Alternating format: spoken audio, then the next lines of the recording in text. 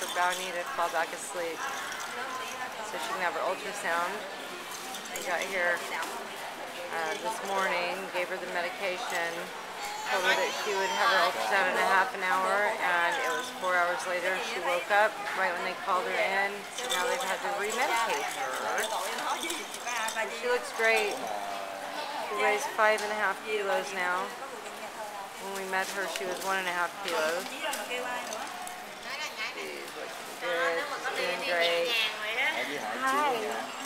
Hi, kitty. Are you feeling good? Bauh Neeh. Bauh Neeh.